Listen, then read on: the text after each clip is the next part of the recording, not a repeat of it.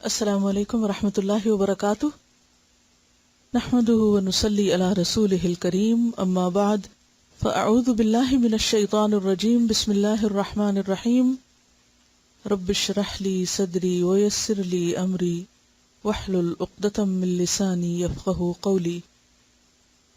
النصح، نصح کا لفظی معنی ہے خیر خواہی، اور خیر خواہی خیر چاہنا، اسی سے لفظ خیر خواہ ہوتا ہے، خیر چاہنے والا، ویل وشر، اور خیر خواہی ویل وشنگ یعنی کسی کے لیے اچھا چاہنا۔ نون صاد ہا اس کا مادہ ہے۔ نصح العسل کا معنی ہوتا ہے شہد صاف کرنا، اور نصح العمل خالص طریقے سے کام کرنا، اسی سے لفظ نصیحت ہے، اور نصیحت اسم مصدر ہے۔ اخلاص، خیر اور صلاح کی طرف بلانا، شر اور فساد سے بچانا، اس سے روکنا۔ متنصح کہتے ہیں پیوند لگے ہوئے سلے ہوئے کپڑے کو۔ تو گویا نصح کے معنوں میں اخلاص بھی پایا جاتا ہے، اور کسی کی خیر خواہی کرنا یا اس کو نصیحت کرنا، اور کسی کے لیے سنسیئر اور فیتھفل ہونے کے معنی ہیں۔ کسی بھی انسان کے اندر دوسرے انسانوں کے لیے خیر خواہی کا جذبہ اسے انسان بناتا ہے۔ خیر خواہی، دوسرے کا بھلا چاہنا، یہ انسانیت کا خلاصہ ہے۔ یعنی اگر یہ کہا جائے کہ انسانیت کس چیز کا نام ہے، تو وہ نام ہے دوسرے انسانوں کے لیے خیر خواہ ہونا، خیر خواہ ہونے کا نام۔ اور یہی انسانیت کا اصل معیار ہے۔ انسان کہا ہی اس کو جائے گا جو دوسروں کا بھلا چاہے گا، جس کے دل میں خیر خواہی ہوگی۔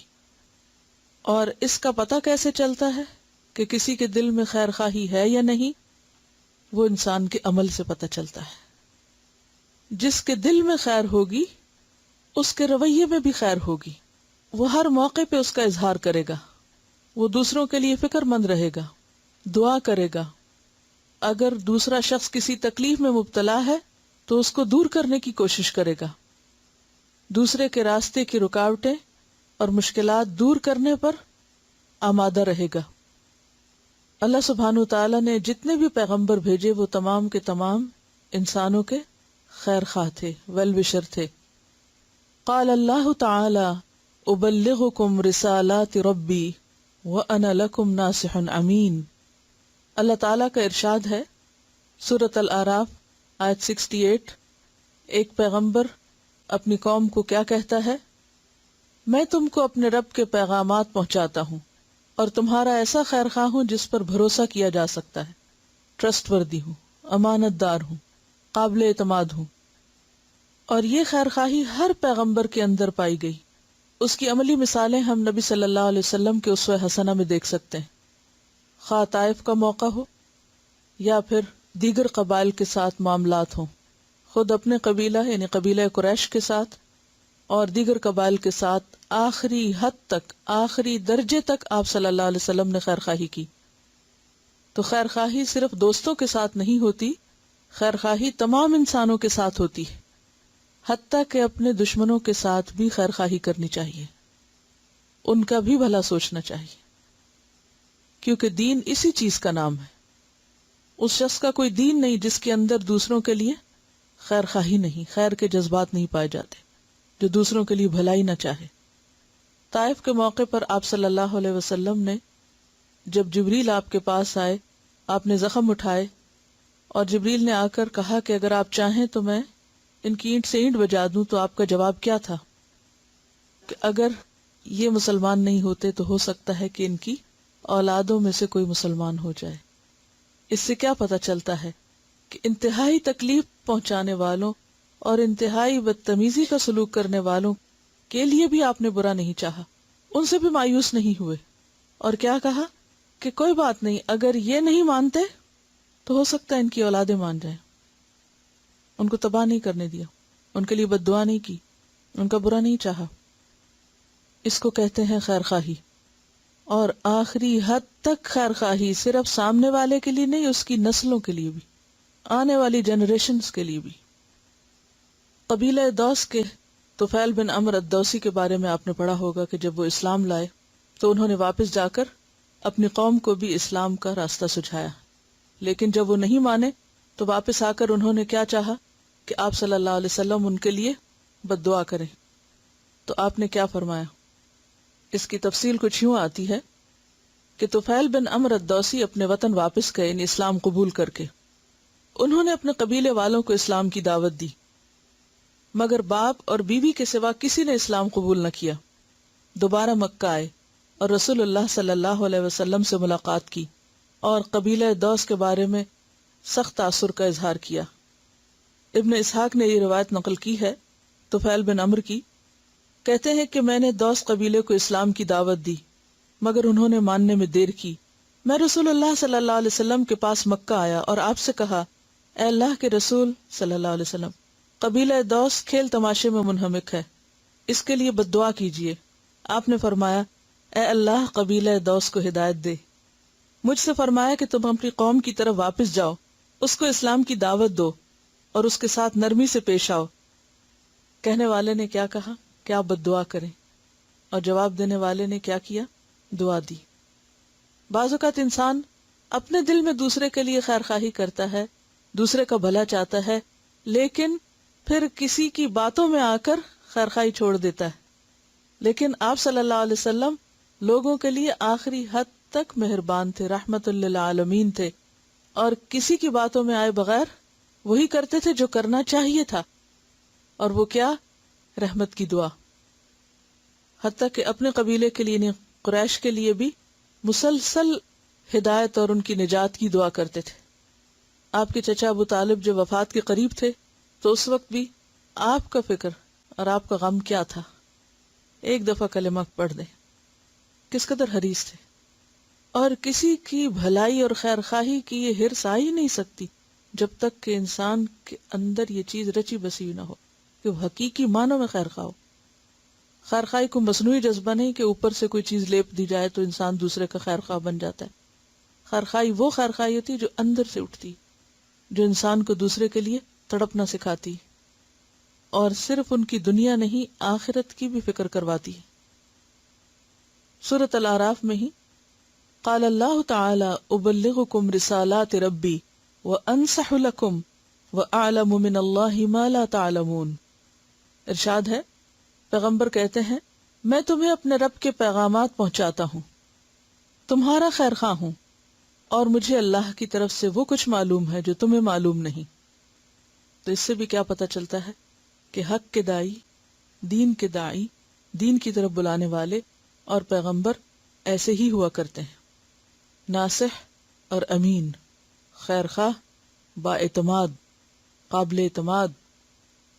عام مسلمانوں کو کیا حکم دیا گیا کہ وہ کیا کریں؟ تمام انسانوں کے لیے اور اہل ایمان کے لیے ایک معیار مقرر کر دیا گیا ہے کامیابی کا.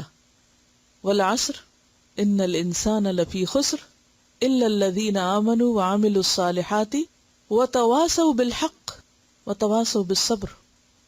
یہ وتواصوا بالحق کیا ہے؟ ایک دوسرے کی خیر خواہی ہے، ایک دوسرے کو حق بات بتاتے رہنا، ایک دوسرے کو سیدھے رستے پر چلنے میں مدد دینا. تعاونوا علی البر والتقوی کیا ہے؟ نیکی اور تقوی کے کاموں میں تعاون کیا ہے؟ یہ بھی ایک دوسرے کی خیر خواہی ہے. تو خیر خواہی دین کا شعار ہے.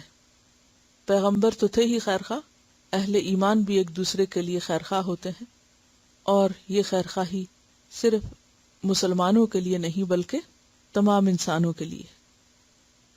خیر خواہی کا محرک کیا ہوتا ہے؟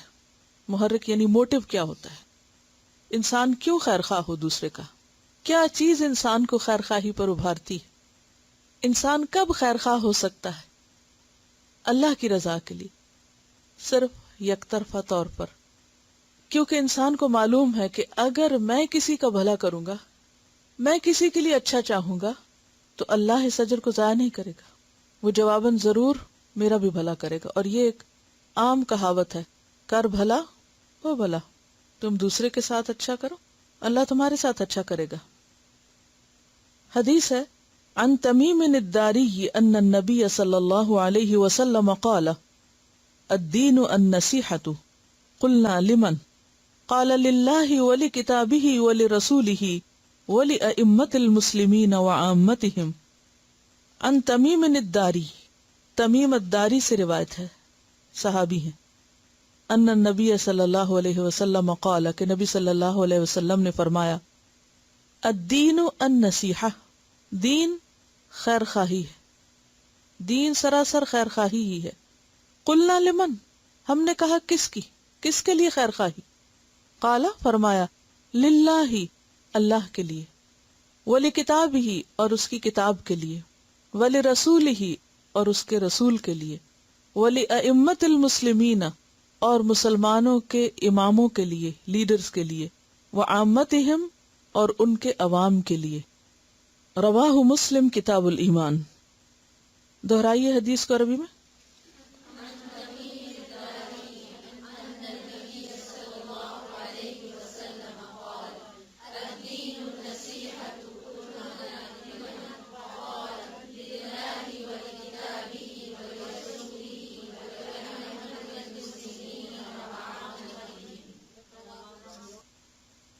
جس طرح انسانیت کا معیار خیر خواہی ہے، اسی طرح دین کی پہچان بھی خیر خواہی ہے۔ دین کیا ہے؟ دین داری کس کو کہتے ہیں؟ خیر خواہی کو کہتے ہیں۔ دین والے کی پہچان کیا ہے؟ کہ وہ خیر خواہ ہوتا ہے، وہ ہر ایک کا بھلا چاہتا ہے، اور جو دل خیر سے خالی ہے، خیر خواہی سے خالی ہے، وہ دین سے خالی ہے۔ ایسے شخص کا کوئی دین نہیں جس کے دل میں دوسروں کے لیے بھلائی کے جذبات نہیں، جو دوسروں کی خیر نہ چاہتا ہو۔ انسان کے اندر جب ایمان داخل ہوتا ہے، یعنی دل میں جب ایمان داخل ہوتا ہے اور سچا ایمان داخل ہوتا ہے، تو پھر اس کی ایک مٹھاس ہوتی ہے۔ اور پھر وہ حدیث میں بھی آتا ہے، حضرت انس سے روایت ہے صحیح بخاری کی، ثلاث من کن فیہ وجد حلاوت الایمان، تین باتیں جس میں ہوگی اس نے ایمان کی حلاوت پالی، ایمان کا مزہ چکھ لی، ایمان کی مٹھاس پالی، ٹیسٹ آ گیا اس کو ایمان لانے کا، لطف آ گیا۔ ان یکون اللہ ورسولہ احب الیہ مما سواہما، کہ اللہ اور اس کا رسول باقی ہر چیز سے، ان دو کے علاوہ ہر چیز سے بڑھ کر محبوب ہو جائیں۔ وان یحب المرء لا یحبہ الا للہ، اور یہ کہ انسان کسی انسان سے محبت نہ کرے مگر اللہ ہی کے لیے۔ اور تیسری چیز ان یکرہ، کہ انسان ناپسند کرے کفر کی طرف لوٹنے کو، جیسے اس بات کو ناپسند کرے کہ اس کے لیے آگ دہکائی جائے اور اس میں اس کو ڈالا جائے، ایسا ایمان سے کفر کی طرف جانا اس کے لیے تکلیف دہ ہو جائے، تو اس کے اندر ایک ایمان کی حلاوت آ جاتی ہے۔ تو یہ جو ایمان کی مٹھاس ہے، اس کا ایک اثر ہوتا ہے۔ آپ یوں سمجھیے کہ جیسے پانی میں آپ شکر ڈالیں تو پانی کیسا ہو جاتا ہے؟ میٹھا ہو جاتا ہے۔ اب جب آپ میٹھا پانی پیتے ہیں تو آپ کو کیسا محسوس ہوتا ہے؟ ہر ایک کو اچھا لگتا ہے۔ بالکل اسی طرح جب کسی انسان کے اندر ایمان داخل ہوتا ہے، جو شخص حقیقی معنوں میں دین کو پہچان لیتا ہے، تو پھر اس کے اندر کا ایمان اس کو کیا بنا دیتا ہے؟ میٹھا بنا دیتا ہے۔ اور اس کی یہ مٹھاس ہر ایک کے لیے ہوتی ہے کہ جو بھی اس کے ساتھ معاملہ کرتا ہے وہ اس سے خوشی پاتا ہے، وہ اس کے لیے خوشگوار ہوتا ہے۔ اس کی نظر، اس کی مسکراہٹ، اس کا میل جول، اس کا لین دین، اس کی ہر چیز کے اندر کیا ہے؟ خیر خواہی ہے، مٹھاس ہے۔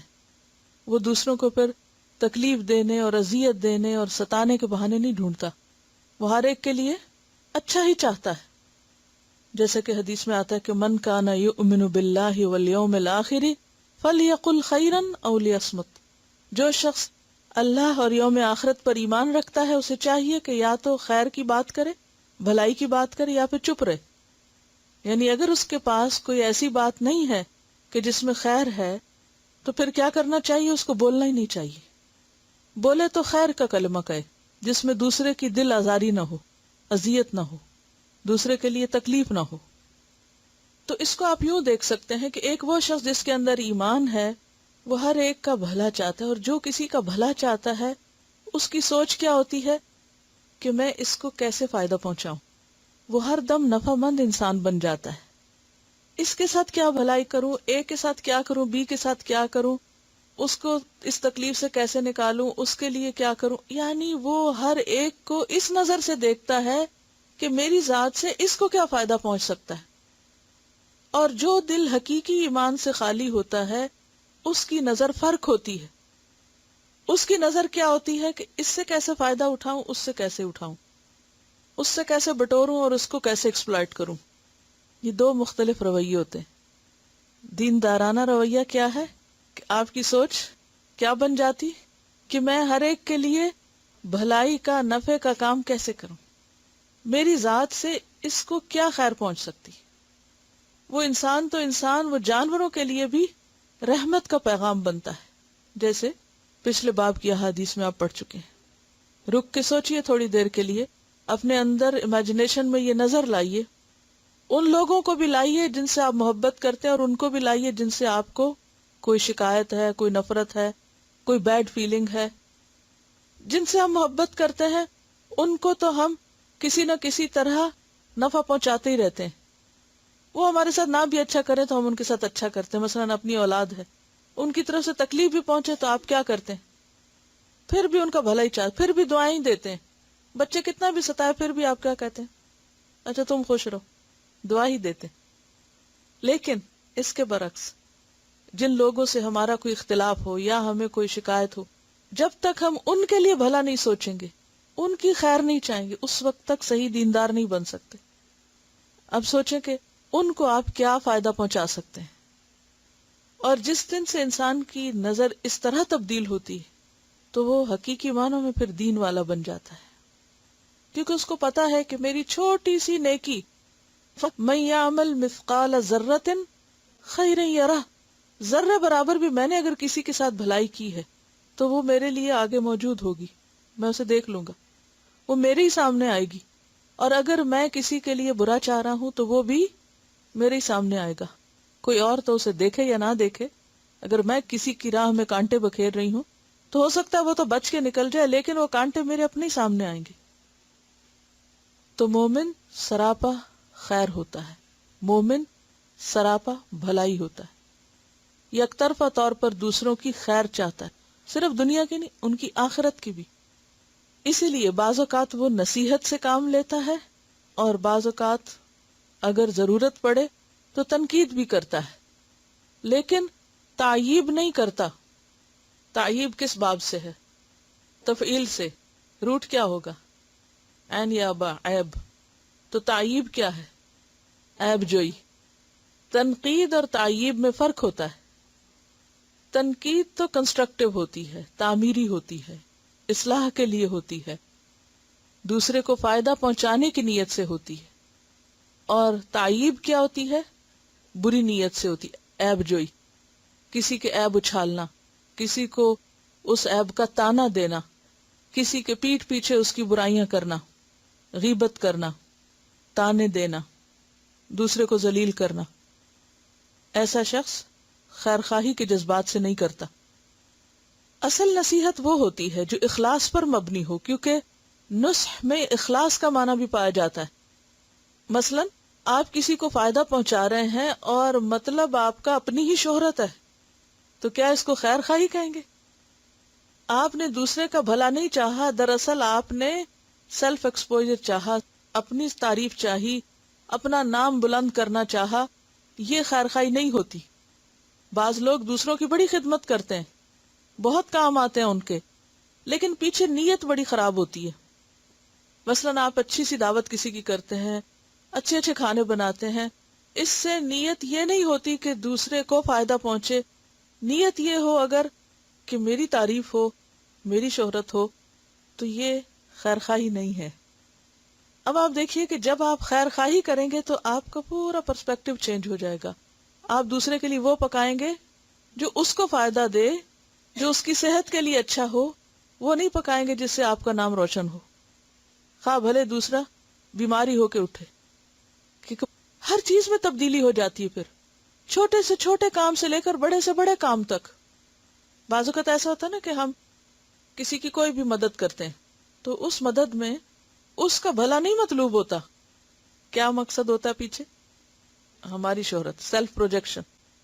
پھر میں لوگوں میں مشہور ہو جاؤں کہ دیکھو فلاں تو ہر مشکل میں کام آتا ہے اور فلاں تو ہر وقت حاضر رہتا ہے، کہ ہم مرے تو ہمارا نام بلند ہو کہ ہاں فلاں تو خاندان میں ایسا تھا کہ بس ہر ایک کے لیے اچھا تھا.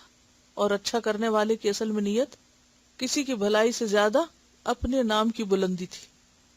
یہ نصح میں نہیں شامل، یہ دین نہیں ہے. اصل خیر خواہی کیا ہے؟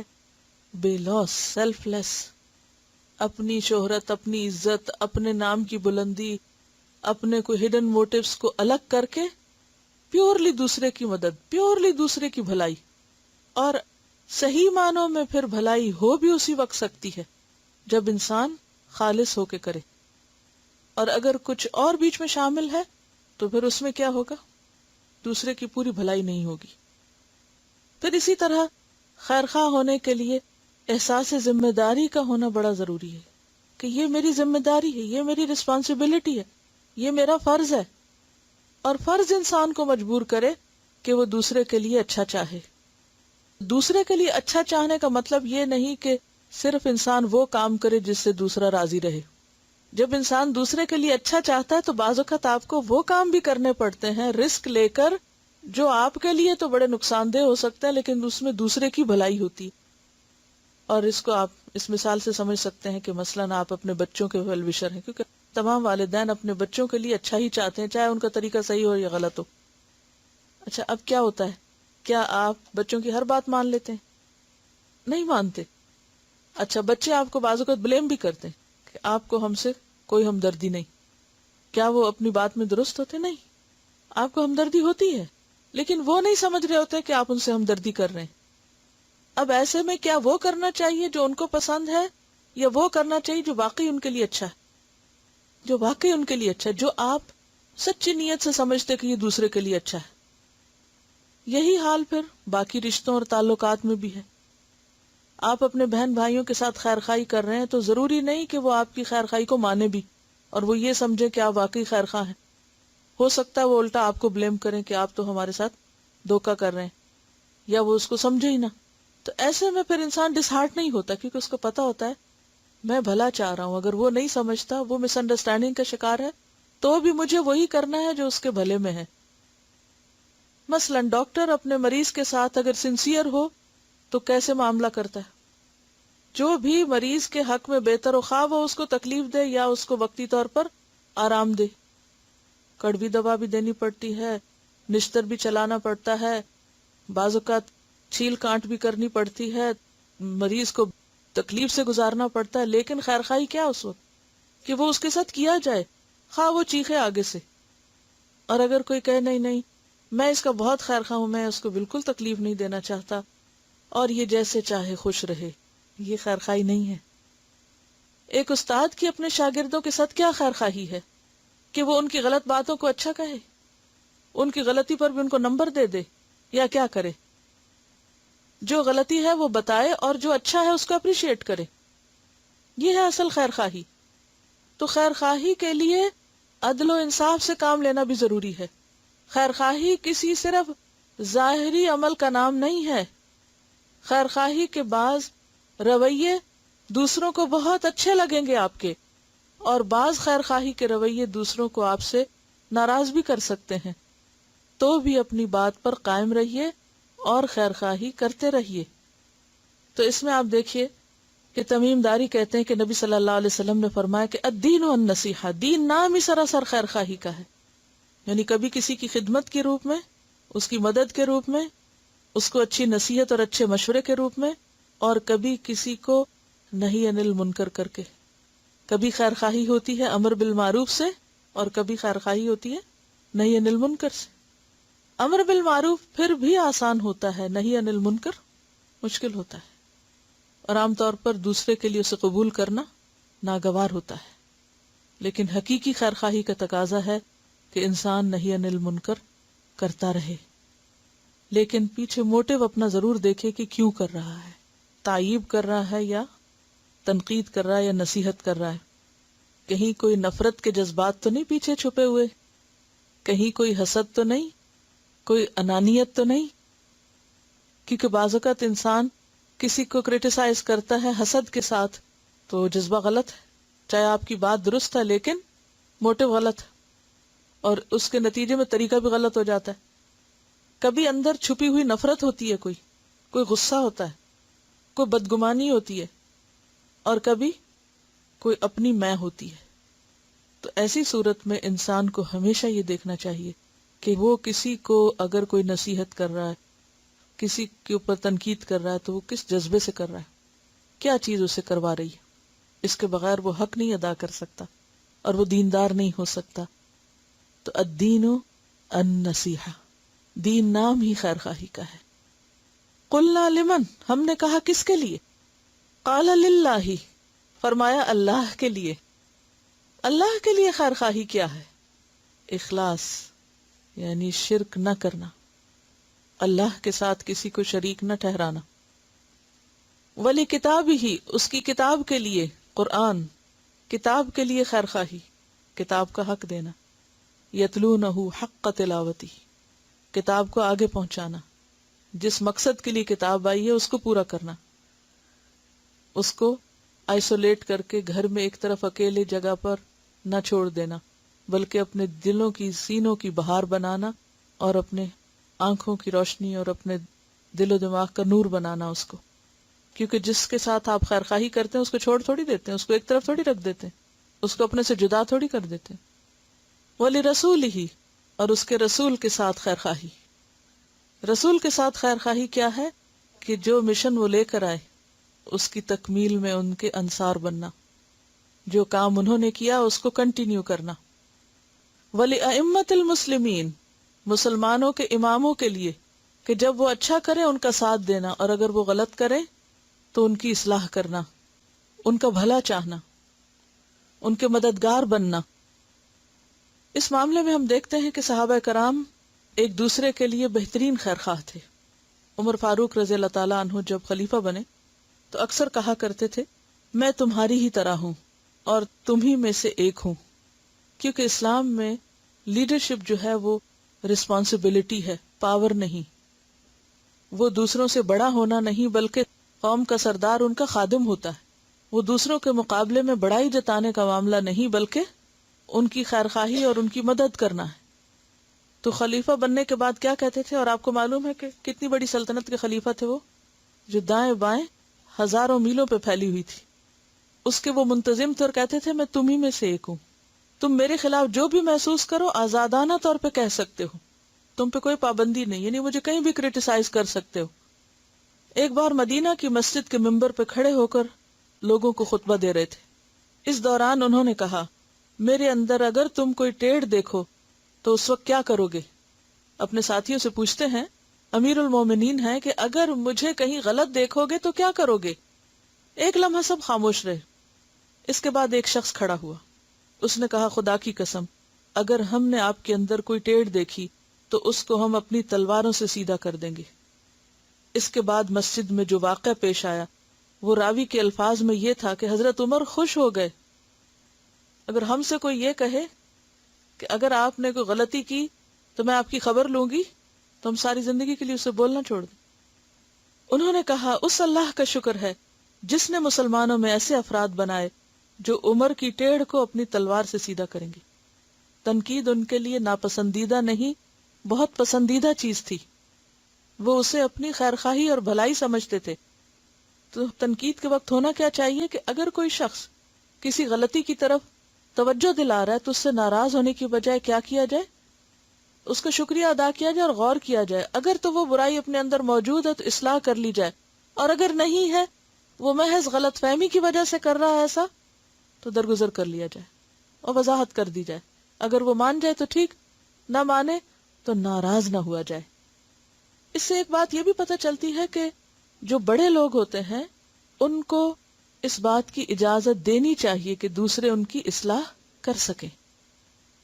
ایک اور مثال حضرت عثمان کی۔ ابو عبیدہ بن الجراح ایک روز حضرت عثمان سے بحث کر رہے تھے۔ ابو عبیدہ بن جراح امین الامہ کہنے لگے، میں 3 چیزوں میں آپ سے بہتر ہوں، افضل ہوں۔ حضرت عثمان نے پوچھا، وہ کیا ہے؟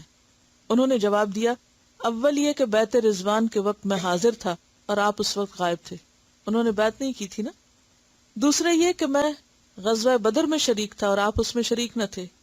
تیسرا یہ کہ احد کے موقع پر میں ان لوگوں میں سے تھا جو ثابت قدم رہے اور آپ ثابت قدم نہ رہے. راوی کہتے ہیں کہ حضرت عثمان اس پر بالکل غصے نہیں ہوئے، بولے آپ نے سچ کہا. پھر کہنے لگے جہاں تک بیعت رضوان کا معاملہ ہے تو رسول اللہ صلی اللہ علیہ وسلم نے اپنی حاجت کے تحت مجھے مکہ بھیجا تھا، اور آپ کو معلوم ہے کہ حضرت عثمان کی طرف سے آپ نے اپنا ہاتھ رکھ کے دوسرے ہاتھ پر بیعت کی تھی. غزوہ بدر میں جو ہوا وہ یہ تھا کہ رسول اللہ صلی اللہ علیہ وسلم نے مجھے اپنی جگہ مدینہ میں مقرر کیا تھا، اور غزوہ احد میں میری پسپائی کی بات ہے تو اللہ نے مجھے میری اس کوتاہی کے لیے معاف کر دیا. کیونکہ قرآن میں آتا ہے نا اللہ نے بھی معاف کیا، اور نبی صلی اللہ علیہ وسلم سے کہا گیا نا کہ آپ ان سے درگزر کیجیے اور ان کو مشورے میں شریک رکھیے اور ان کے لیے استغفار کیجیے. اب آپ دیکھیے کہ یہ تین باتیں ڈائریکٹ حضرت عثمان کے اوپر براہ راست کہی جا رہی تھی اور وہ ناراض نہیں ہو رہے. انہوں نے وضاحت کر دی کہ بات یہ تھی اور ان کی سامنے والے کی تسلی کروا دی. حضرت ابو عبیدہ بن جراح کی جو بات تھی وہ اپنی جگہ درست تھی، یہ حقیقت تھی نا، لیکن ان تینوں کی کوئی وجہ تھی. بعض اوقات ایسا ہوتا ہے کہ دوسرا شخص آپ کو بظاہر غلط نظر آ رہا ہوتا ہے لیکن اس کے پیچھے کچھ وجوہات ہوتی ہیں، ان کو بھی ٹھنڈے دل سے سن لینا چاہیے کہ وہ کیا کہتا ہے. تو یہ ہے ائمۃ المسلمین کی خیرخواہی. حضرت عمر اکثر کہا کرتے تھے اللہ اس شخص پر رحم کرے جو مجھے میرے عیبوں کا تحفہ بھیجے. کیا معنی ہے اس بات کا؟ اللہ اس پر رحم کرے جو مجھے میرے عیبوں کا تحفہ بھیجے، جو مجھے میری غلطیاں بتا دے. دعا دے رہے ہیں اس شخص کو جو مجھے میری غلطی بتا دے. کیوں؟ تاکہ دنیا میں اصلاح ہو جائے. اگر آج ہم اصلاح نہیں کریں گے تو کل پوچھ تو ہوگی نا. تو اس سے پہلے کہ کل پوچھو، اور اس سے پہلے کہ وہ غلطی ہم ساتھ اٹھائے پھریں ہر جگہ، اگر کوئی ہمیں بتا دے اور ہم اپنی اصلاح کر لیں تو اس کے بعد کی جو زندگی ہے وہ اس سے نجات کے ساتھ گزرے. لیکن ایک شخص کا اگر بولنے کا انداز ٹھیک نہیں، چلنے کا انداز ٹھیک نہیں، معاملہ ٹھیک نہیں، کوئی بھی غلطی ہو سکتی ہے. اب اگر کوئی اسے بتانے کی کوشش کرتا ہے کہ آپ ایسا نہیں ایسا کر لیں اور وہ اس پر ناراض ہو جائے، مائنڈ کر جائے، تو کیا ہوگا؟ وہ اس غلطی کے ساتھ ہی جیے گا جب تک جیے گا، کیونکہ اس نے اجازت نہیں دی کہ اس کا علاج کیا جائے. اور ایک دوسرا شخص جو ویلکم کرے کہ آؤ بتاؤ مجھے، اور اسے ایکسپٹ کر لے اور اپنی اصلاح کر لے، تو اس پوائنٹ سے آئندہ زندگی وہ کس طرح گزارے گا؟ زیادہ خوبصورت گزارے گا، کیونکہ اس کی اصلاح ہو چکی ہوگی. بہت سے لوگ اسی بھول کا شکار رہتے ہیں اور وہ کسی کو اجازت نہیں دیتے کہ وہ ان کو بتا سکیں کہ تم یہاں غلط ہو. اور نتیجہ کیا ہوتا ہے؟ پیچھے پیچھے سب باتیں کرتے ہیں، برا بھلا کہتے ہیں، سامنے آ کے کوئی کچھ نہیں کہہ سکتا کیونکہ دوسرا شخص اجازت ہی نہیں دیتا. یہ کس قسم کی خیر خواہی ہے؟ سچا خیر خواہ کون ہے؟ جو کسی اور کو میری برائی بتانے کی بجائے مجھے بتا دے اور میں اس کی اصلاح کر لوں. ایسا کرنا انسان کی جرات کی علامت ہے، بہادری ہے، اور غلطی کو نہ سننا نہ ماننا بزدلی ہے. ان کا سوال یہ ہے کہ آپ کے ایک لیکچر میں ہم نے سنا تھا خطائے بزرگاں گرفتن خطا است. فارسی کا ایک محاورہ کوٹ کیا گیا تھا کہ بڑوں کی غلطی پکڑنا بھی غلطی ہے. یہ درست ہے، جو ادب اور احترام کا تقاضا ہے بظاہر اس کے خلاف ہے، لیکن اس کا مطلب یہ ہے کہ برسر محفل اور ایسے انداز میں نہ بات کی جائے کہ جو دوسرے کے لیے تکلیف اور رنجیدگی کا سبب بنے یا اس کی رسوائی کا سبب بنے. اس کا یہ مطلب نہیں کہ بڑے کو اس کی غلطی بتانی نہیں چاہیے یا اس کی اصلاح کی ضرورت نہیں، کیونکہ بعض اوقات بعض بڑے، جیسے خاندان میں کوئی بڑا ہوتا ہے، گھر میں کوئی مثلا دادا دادی نانا نانی ہے یا والدین ہیں یا خالہ ماموں چچا ہیں، تو وہ ہم سے رشتوں میں بڑے ہی ہوتے ہیں. اب ہر ایک یہ کہتا ہے کہ وہ بڑے ہیں، وہ تو بڑے ہیں اس لیے جو بھی کریں جائز ہے، حالانکہ وہ بعض اوقات ظلم بھی کر رہے ہوتے ہیں، بعض اوقات ناروا بات کر رہے ہوتے ہیں. تو ایسے میں سب کے بیچ میں بیٹھ کے بدتمیزی سے ان سے بات کرنا تو غلط ہے، لیکن آسان طریقے سے ان کی غلطیوں پر توجہ دلا دینا جو ہے وہ ان کے ساتھ خیرخواہی اور بھلائی ہے، وہ ایسا کیا جا سکتا ہے. لیکن جس کا ایمان عمر جیسا ہو اس کو کہیں بھی بتایا جا سکتا ہے، کیونکہ اگر کسی برائی کے بتانے میں مزید برائی آ رہی ہے سامنے، ایک لڑائی اور فساد اور فتنہ شروع ہو گیا ہے، تو اس میں پھر مزید فساد کا اندیشہ ہے. عمر تو خود کو خود پیش کر رہے ہیں، تو بڑوں کو خود کو پیش کرنا چاہیے اور چھوٹوں کو اپنی حدود کے اندر رہتے ہوئے اپنے طور پر دیکھنا چاہیے کہ ان کی لمٹس کہاں ہیں. یعنی حضرت حسن اور حسین کا جب دیکھا کہ ایک بزرگ وضو درست نہیں کر رہے تو انہوں نے خود کر کے کہا ان سے کہ آپ دیکھ لیجئے کہ ہم ٹھیک کر رہے ہیں یا نہیں. تو اس طرح بھی دوسرے کو پتا چل گیا کہ ان کی غلطی کہاں ہے. اصلاح ضروری ہے لیکن طریقے کے ساتھ، دوسرے کا ادب اور مقام اور درجہ ملحوظ رکھتے ہوئے. قرآن میں ہمیں کیا سکھایا گیا ہے؟ والدین کے ساتھ کیا معاملہ کرو. وَلَا تَنْهَرْهُمَا، ڈانٹ کے بات نہیں کرو. وَاخْفِضْ لَهُمَا جَنَاحَ الذُّلِّ مِنَ الرَّحْمَةِ، کندھے جھکا کے بات کرو. بڑوں کا ادب اور احترام ہمارے دین کا حصہ ہے. ایک حدیث میں آتا ہے کہ جس نے کسی بڑے کے اس کی سفید بالوں کی وجہ سے احترام کیا، اس نے دراصل اللہ کا احترام کیا. بزرگی کا احترام کرنا، خواہ کوئی اپنے گھر میں ہے یا باہر ہے، کسی بھی ایلڈرلی پرسن، سینئر پرسن کے ساتھ معاملہ کرنا جو ہے اس کے اپنے ادب اور تقاضے ہیں. ایک کام کرتے ہوئے دوسرے کو ہاتھ سے نہیں جانا چاہیے. عزت اور احترام کا پہلو ہاتھ سے نہیں چھوٹنا چاہیے. اب مثلا حضرت عمر اپنے آپ کو پیش کر رہے ہیں تو دوسرا شخص جو یہ کہہ رہا ہے وہ کسی اپنی بڑائی کی وجہ سے یا کسی اندر کے بغض کی وجہ سے نہیں کہہ رہا، وہ بھی کس لیے کہہ رہا ہے کہ دین کی خاطر، دین کے بھلے میں. وَلِأَئِمَّةِ الْمُسْلِمِينَ وَعَامَّتِهِمْ، اور ان کے عوام کے لیے، تمام انسانوں کے لیے، ہر ایک کے لیے، یعنی معاشرے کے جتنے بھی طبقات ہیں سب کے لیے مخلص ہونا، خالص ہونا اور ان کا بھلا چاہنا ضروری ہے، اور یہی دین ہے. اس میں آپ دیکھیے کہ نصح العسل کا معنی آپ دیکھیے کہ شہد کی صفائی کرنا کیسے ہوتا ہے، موم کیسے نکالا جاتا ہے، حکمت سے نکالا جاتا ہے نا. اور اگر اس میں کوئی مکھیوں کی ٹانگیں ٹوٹی ہوئی ہیں یا کوئی اور بال ول ہیں تو وہ بہت احتیاط سے اور بہت اچھے طریقے سے، ہر چیز کی صفائی کا ایک طریقہ ہوتا ہے نا اس کو خالص کرنے کا. دیکھیے جو آپ کے مخلص دوست ہیں ان کے سامنے ضرور آپ اپنے آپ کو پیش کریں. یہ ایکسرسائز بہت فائدہ دیتی اور میں اس کو کرواتی رہی ہوں اور اب تک کرتی ہوں. گھر والوں کے سامنے پیش کریں، کوئی حرج نہیں، کیونکہ جتنا آپ کو گھر والے جانتے ہیں باہر والے تو نہیں جانتے. جو جتنے قریب آپ کے رہتا اس کو اجازت دیجیے اور اسے کہیے کہ مجھے لکھ کر دو میرے بارے میں. نہیں کرنی چاہیے، میں نے کی ہے، کئی بار کی. اور خاص طور پر جو کلاس سے متعلق جو چیزیں ہوتی تھی، کراچی میں مسلسل 3 افراد میرے دائیں جانب بیٹھے رہتے تھے جو صرف تنقیدی نظر سے میرا لیکچر سنتے تھے کہ کہاں میں نے غلطی کی، اور ان کو میں نے خود بٹھایا تھا، بیٹھو اور سنو، کہاں غلطی کی اسے لکھو. ہر روز بلا ناغہ آدھا گھنٹہ شام کو ہم بیٹھ کر ان چیزوں کو ڈسکس کرتے تھے. پورا لیکچر لکھا جاتا تھا، پورے لیکچر کی غلطیاں نوٹ ہوتی تھی، کیونکہ انسان ہے نا، بھول ہو جاتی. آپ سوچ کچھ رہے، منہ سے کچھ نکل گیا، اور پھر اس کے بعد وہ پیپر کے اوپر کریکشنز ہوتی تھی، پھر اس کو سامنے رکھ کر ایڈیٹنگ ہوتی تھی. اور یہ سلسلہ اب تک جاری. ابھی جو ٹورانٹو تفسیر تھی، یہاں کوئی میرے پاس ایسی ٹیم نہیں تھی کہ جو یہ کام کرتی، کیونکہ وہاں وہ کام سینئر سٹوڈنٹس کرتے تھے جو پچھلے کئی سالوں سے قرآن سن رہے ہیں اور جن کا اپنا علم کافی پختہ ہو گیا. اور اس کے بعد اب بھی یعنی ہر روز میلز میں کچھ نہ کچھ ایسا آتا ہے پچھلے دیے ہوئے لیکچرز میں سے کہ فلاں جگہ آپ نے یہ بات کہی ہے، اس بات کا ریفرنس کیا ہے. اب تک پوچھتے ہیں، پوری تحقیق کری ہے، وہ البانی کے الجام صحیح اور وہ سب کے اوپر پرکھی جا رہی ہیں حدیثیں جو میں کوٹ کرتی ہوں. آج ہی صبح لکھا کہ یہ حدیث اس روایت سے ضعیف آئی ہے، تو میں نے کہا دوسرے ریفرنس چیک کریں تاکہ اس حدیث کی جگہ اس سے ملتے جلتے ہم مانا حدیث جو کہ صحیح حدیث ہے وہ وہاں پیسٹ کی جائے. شاید ہی کوئی دن ایسا گزرتا ہے کہ جب مجھے اس تنقید سے نہ گزرنا پڑتا ہو. اور یہ سب میرے اپنے شاگرد ہیں جو مجھ پہ تنقید کرتے ہیں اور میری غلطیاں ڈھونڈتے ہیں، اور میں کبھی مائنڈ نہیں کرتی. کیوں؟ آج اصلاح ہو جائے. یہ میرے خیر خواہ ہیں، مجھے نہایت عزیز ہیں، جو مجھے بتاتے ہیں کہ آپ کی مصیبت یوں نکلی ہے، یہ دراصل ایسے ہے. ہماری ایک نابینا اسٹوڈنٹ تھی، بہت ہی چاہنے والی، ہر وقت کہتی تھی ہمیں کو کام بتائی. میں نے کہا آپ بیٹھ جاؤ، میرے لیکچر سنو، جہاں میں نے کوئی آیت غلط پڑھی ہو. پوری تفسیر انہوں نے اس طرح سننی شروع کی کہ وہ صرف آیتیں سنتی تھیں اس میں سے جو میں نے بولی ہوتی تھی. کوئی صرف حدیثیں چیک کر رہا ہے، کوئی کٹ پیسٹ کر رہا ہے، جملہ اس طرح زیادہ افیکٹو نہیں، یوں ہے، وہ ادھر کا لفظ ادھر ڈالتے ہیں، ادھر کا ادھر. یعنی ایک کیسٹ جو ریلیز ہوتی ہے اس کو معلوم نہیں کتنے مرحلوں سے گزارا جاتا ہے، پھر وہ ہم دیتے ہیں باہر. اپنی انسانی کوشش کی حد تک یہ نہیں کہتے پھر بھی غلطیاں ہوتی ہیں، یہ ہم نہیں کہہ سکتے کہ غلطی سے پاک ہے، لیکن کھلی اجازت ہے کسی کو بھی کسی وقت کچھ بھی بتانے کی.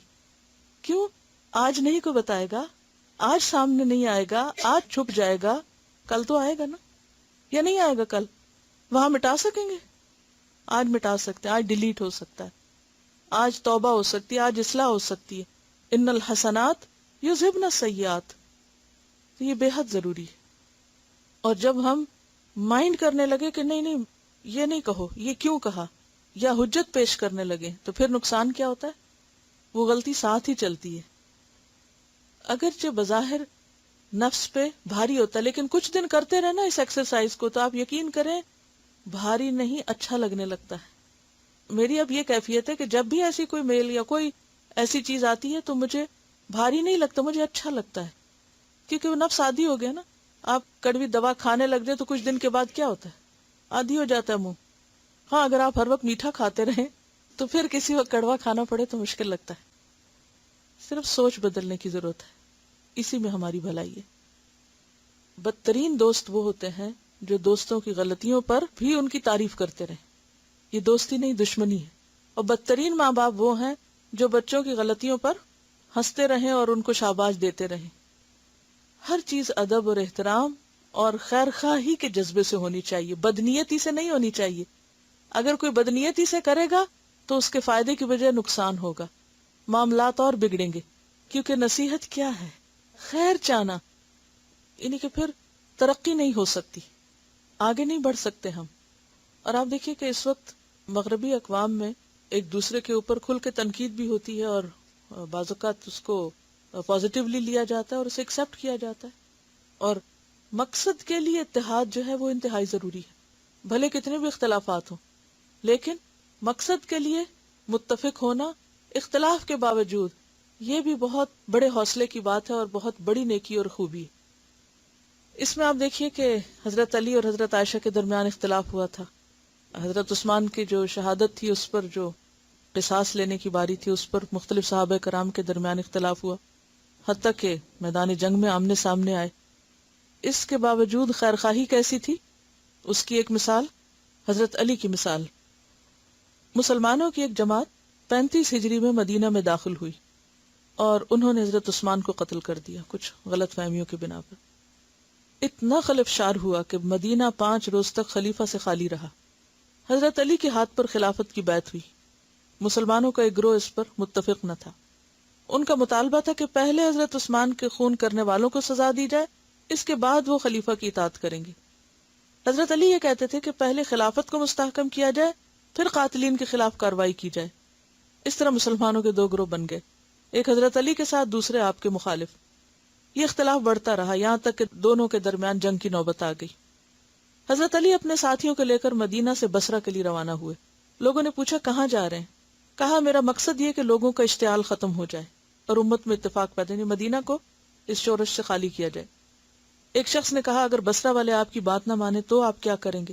حضرت علی نے کہا ہم ان کو چھوڑے رہیں گے یہاں تک کہ وہ ہم کو چھوڑے رہیں. ترکناہم ما ترکونا. کہنے والے نے کہا اگر وہ لوگ آپ کو نہ چھوڑیں اور جنگ پہ آمادہ ہو جائیں تو؟ حضرت علی نے کہا ہم مدافعت میں لڑیں گے. ابو سلام الدالانی نے کہا ہمارا حال اور ان کا حال کیا ہوگا اگر کل کے دن ان سے ہمارا ٹکراؤ ہو جائے؟ حضرت علی نے جواب دیا میں امید کرتا ہوں کہ ہمارا یا ان کا جو آدمی بھی قتل ہوا اس کا دل اگر پاک ہوگا تو اللہ اس کو ضرور جنت میں داخل کرے گا. یعنی اگر اندر خیر خواہی ہے اور ایک دوسرے سے نقصان بھی ہو گیا تو بھی مخالفت کے باوجود ان کے بارے میں کیا سوچتے ہیں کہ پھر بھی وہ جنت میں جائیں گے، خواہ اس نے ہمارے کسی کو مار بھی دیا تو بھی وہ جنت میں جائے گا، کیونکہ اس کی جو پیچھے نیت ہے وہ درست ہے. اس کو خیر خواہی کہتے ہیں. کیونکہ دنیا میں اختلافات تو ہوتے ہیں اور بعض اوقات اختلافات شدید بھی ہو جاتے ہیں. مثلا شوہر بیوی کے درمیان اختلاف ہو گیا، حالات حد سے زیادہ خراب ہو گئے، طلاق ہو گئی، کیا حکم دیا گیا؟ کیا کرو؟ کتنی دفعہ اصلاحاً اور خیر خواہی کی بات آتی، معروف کا لفظ کتنی دفعہ آتا ہے. یعنی اس دنیا میں 100% اتفاق کہیں بھی نہیں ہوتا، ہر ایک کے ساتھ آپ کا کوئی نہ کوئی اختلاف ہو سکتا ہے، لیکن اس اختلاف کے موقع پر خیر خواہی کا جذبہ دل میں رہنا اور رکھنا یہ بے حد ضروری ہے. اس سے انسان دنیا میں بھی خیر کے کام کر سکتا ہے اور آخرت میں بھی اپنی خیر و بھلائی کر سکتا ہے. اب دیکھیے مثلاً آپ صلی اللہ علیہ وسلم مسجد نبی میں بیٹھے ہوئے، ایک شخص آتا ہے اور کہتا ہے کہ میں سوال کروں گا اور کچھ سختی سے کام لوں گا. یاد ہے آپ کا یہ حدیث؟ اونٹ پہ بیٹھے ہوئے مسجد کے اندر آ گیا، کہنے لگا محمد کون ہے؟ آپ صلی اللہ علیہ وسلم تکیہ لگائے ہوئے بیٹھے تھے. ہم نے کہا یہ جو تکیہ لگائے ہوئے ہیں. کہا اے عبد المطلب کے بیٹے. نام نہیں لیا، دادا کا نام. آپ نے فرمایا میں نے تمہاری بات سن لی. اس نے کہا میں سوال کروں گا اور سختی سے کروں گا، آپ اپنے دل میں میرے اوپر غصہ نہ ہو. آپ نے فرمایا پوچھو جو پوچھنا ہے. بدو تھا نا، دیہاتی شخص. اس نے کہا میں آپ کو آپ کے رب کی اور جو آپ سے پہلے تھے ان کے رب کی قسم دے کے پوچھتا ہوں، کیا اللہ نے آپ کو سارے انسانوں کی طرف بھیجا ہے؟ آپ نے فرمایا ہاں. اور پھر اس کے بعد اس نے کچھ سوال کیے. اس سے کیا پتا چلتا ہے کہ ایک شخص ناسمجھ ہے، اکھڑ ہے، اس کا مزاج ہی ایسا، اس کی بیک گراؤنڈ ایسی. الاعراب اشد کفرا ونفاقا واجدر الا يعلم حدود ما انزل اللہ، کیونکہ ان کا ماحول ہی ایسا ہے. تو بعض اوقات ایسے لوگوں سے زندگی میں آپ کا واسطہ پڑ جاتا ہے کہ جو ایک خاص ماحول کی پیداوار ہے، ان کا لائف سٹائل یہی، ان کا گفتگو کا انداز اور طریقہ یہی ہے کہ وہ مہذب مؤدب نہیں ہو سکتے. اب آپ اگر انہی کے لیول پر آ جائیں، کام چھوڑ دیں تو کیا ہوگا؟ فساد ہوگا. تو ایسے موقع پر کیا کرنا چاہیے؟ آپ اپنے اصول پہ قائم رہیں.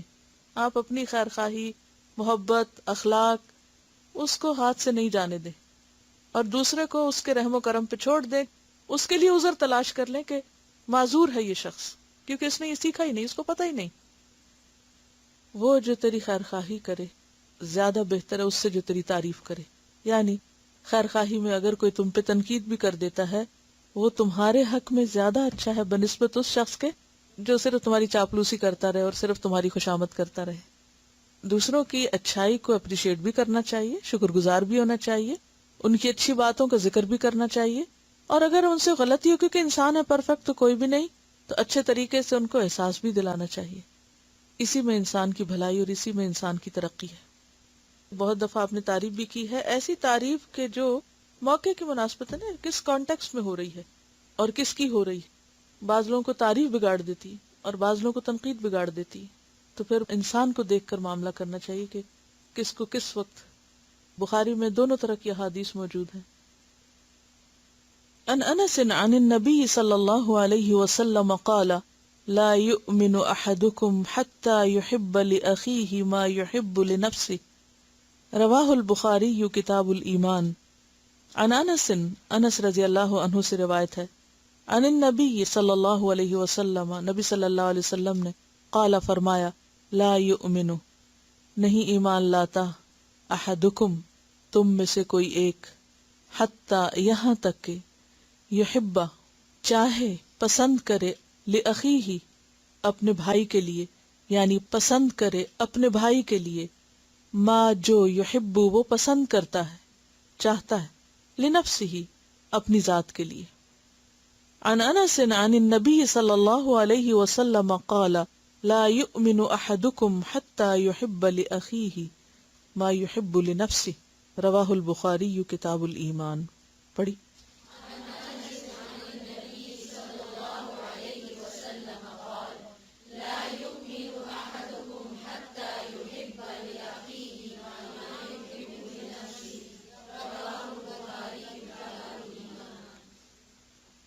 سیدنا انس رضی اللہ عنہ سے روایت ہے کہ نبی کریم صلی اللہ علیہ وسلم نے فرمایا، تم میں سے کوئی شخص ایمان نہیں لاتا جب تک اپنے بھائی کے لیے وہ نہ چاہے جو اپنے نفس کے لیے چاہتا ہے.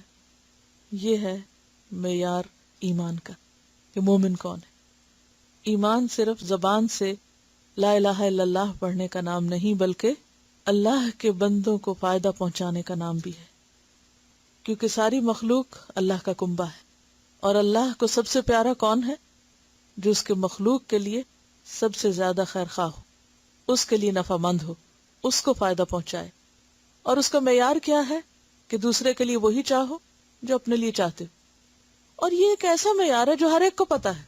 مثلاً اگر کوئی آپ سے یہ پوچھے کہ اچھا میں کون سا نیکی کا کام کروں، کیا بھلائی کروں، کیسے دوسرے کے ساتھ معاملہ کروں، بہت سمپل سی بات ہے، دوسرے کے لیے وہی کرو جو اپنے لیے چاہتے ہو. اور یہ بات کسی کو بھی سمجھنا مشکل نہیں. ہر ایک اپنے آپ سے پوچھے کہ میں اپنے لیے کیا چاہتا ہوں، مجھے اپنے لیے کیا پسند ہے. اب ذرا لکھیے اپنے لیے کیا پسند ہے. اور اپنے لیے کیا پسند نہیں، کیا آپ کو ملے تو آپ کو خوشی ہوتی ہے اور کیا ملے تو آپ کو اچھا نہیں لگتا، کیا آپ کو اپنے لیے دھوکہ پسند ہے، کڑوا بول پسند ہے، بے عزتی پسند ہے، سازشیں پسند ہیں، غیبت پسند ہے، تانے پسند ہیں، تو پھر کسی اور کے لیے کیوں، کسی دوسرے کے لیے کیوں، کسی کے بولنے کا انداز جو آپ کو پسند نہیں آتا، آپ اس انداز کو دوسروں کے لیے کیوں دہرائیں؟ کیا آپ کو پسند ہے کہ کوئی آپ کو ٹونٹ کرے، طنز کرے، آپ پہ ہنسے، آپ کی تحقیر کرے، آپ کو لیٹ ڈاؤن کرے؟ نہیں۔ پھر ہمیں کیا حق ہے کہ ہم دوسروں کے ساتھ کریں؟ کیا آپ کو پسند ہے کہ کوئی آپ سے نفرت رکھے، بغض رکھے، حسد رکھے؟ نہیں۔ پھر ہمیں کیا حق ہے کہ ہم دوسرے کے ساتھ ایسا کریں؟ آپ اپنے لیے کیا چاہتے ہیں؟ کہ دوسرے آپ کو معاف کر دیں، آپ کو انکریج کریں، آپ کی تعریف کریں، آپ کو اچھا سمجھیں، آپ پر اعتماد کریں، تو پھر کیا کسی اور کا حق نہیں کہ اس کے ساتھ بھی یہی کیا جائے؟ اگر کوئی اس معیار پر معاملہ کرے تو بہت سے جھگڑے فساد خود ہی ختم ہو جائے، گھروں کی زندگی خود ہی خوشگوار ہو جائے، معاشرہ خود ہی خوشحال ہو جائے، امن اور سکون ہر طرف ہو جائے۔ لیکن یہ جو ڈبل سٹینڈرڈز ہے نا، اپنے لیے کچھ اور چاہنا، دوسرے کے لیے کچھ اور چاہنا، اپنے لیے نمبر 1 اور دوسرے کے لیے 2 نمبر، اور اس چیز کو آپ دیکھیے کہ ایمان کے ساتھ جوڑ دیا گیا۔ مومن ہو ہی نہیں سکتا کوئی جب تک کہ وہ ایسا نہ کرے۔ بہترین نیکی ہے کسی کو خوش کرنا۔ سوچئے کیا چیز آپ کے دل میں خوشی لاتی ہے جب کوئی آپ کے ساتھ ویسا کرتا ہے، پھر اس کو دہرائیے۔ اسی کا نام عدل ہے، اسی کو انصاف کہتے ہیں، اسی کو نیکی کہتے ہیں۔ جتنے زیادہ آپ دوسروں کے لیے فائدہ مند ہو جائیں گے، اتنا ہی زیادہ آپ کا ارد گرد پرسکون ہو جائے گا۔ اسی سے پیس آتا ہے، چھوٹے سے چھوٹے لیول سے لے کے بڑے سے بڑے، اور پوری کائنات آپ کو یہی سبق سکھا رہی۔ سورج کیا کر رہا ہے؟ فائدہ پہنچا رہا ہے۔ درخت کیا کر رہے ہیں؟ فائدہ پہنچا رہے ہیں۔ بادل کیا کرتے ہیں؟ فائدہ پہنچاتے ہیں۔ سب خاموشی کے ساتھ ہی چل رہے ہیں نا۔ کتنی خاموشی کے ساتھ ہر ایک چیز فائدہ پہنچا رہی، ان کا آپس میں کوئی جھگڑا نہیں۔ جھگڑا کہاں سے شروع ہوتا ہے؟ خود غرضی سے، حرص سے، سب کچھ اپنے لیے سمیٹنا، اپنے لیے چاہنا، ہر چیز اپنی طرف کھینچنا، یہ مجھے مل جائے، یہ میرے لیے ہو جائے۔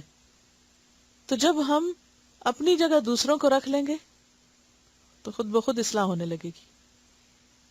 بہتر ہے آج گھر جا کے ایک ہوم ورک کیجئے، پورے 5ویں پارے کو خیر خواہی کے نقطہ نظر سے دیکھیے، اور کل اگر میں بھولنے لگوں تو کلاس سے پہلے مجھے یاد دلائیے، ہاتھ کھڑا کر کے کہ آیات پوچھیے ہم سے۔ چلیے ٹھیک ہے، آج کا وقت ختم ہے۔ سبحانک اللہم و بحمدک، نشہد ان لا الہ الا انت، نستغفرک و نتوب الیک۔ السلام علیکم و رحمۃ اللہ وبرکاتہ۔